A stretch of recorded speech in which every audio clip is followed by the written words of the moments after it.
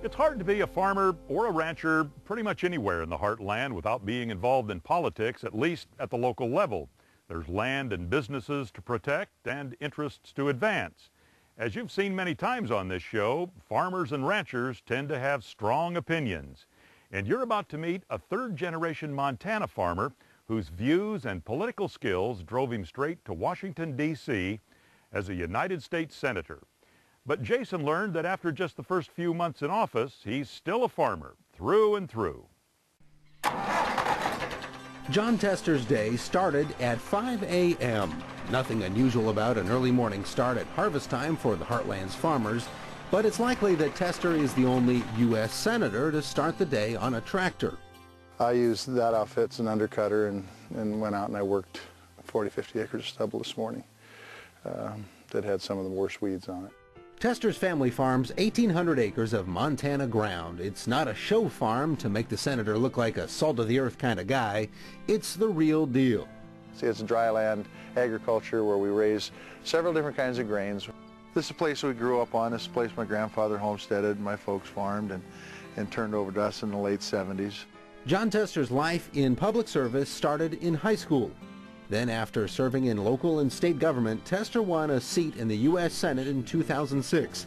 He's trying to bring to the Capitol some of the values folks learn in the Heartland. Are you willing just to come forth and do it in the light of day with transparency? Your word is your bond, and you don't have a guy deliver 1,000 gallons of diesel fuel at $2.50 a gallon and then the next day say, well, it was too much, come take it out. That's not the deal.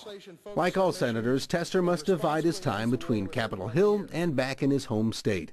In D.C., it's hearings, press conferences, and meetings. In Montana, it's, well, anything and everything. On today's agenda, after getting the farm work done, is a 2.5-hour drive to Helena.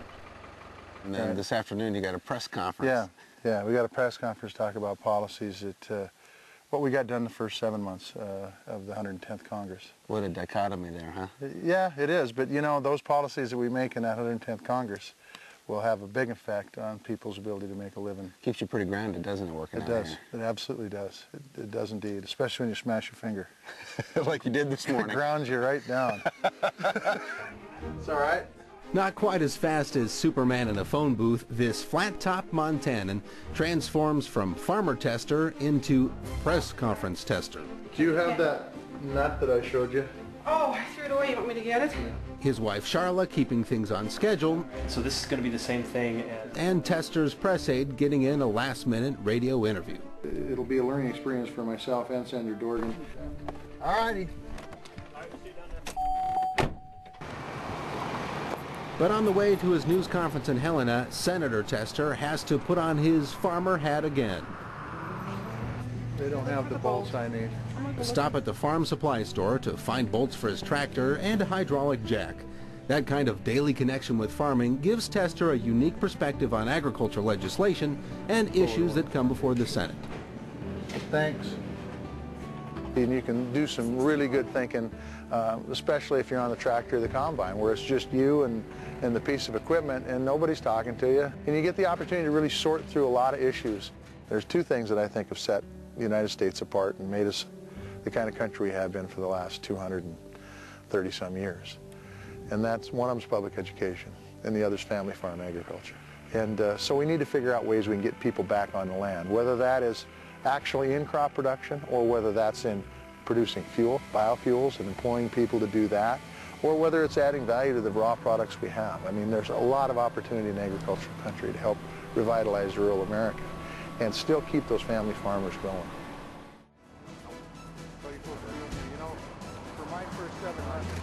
It's been a pleasure to go back to Washington, D.C. and represent the good people of Montana. It's also at the Helena News Conference with his fellow senator from Montana, agriculture policy takes a backseat to questions about health care and war. What's more challenging, corralling cattle or facing the media?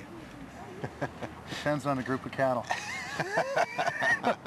If they're a well-behaved bunch, they're not so bad, but a bunch of rank cows are pretty tough, I'll tell you.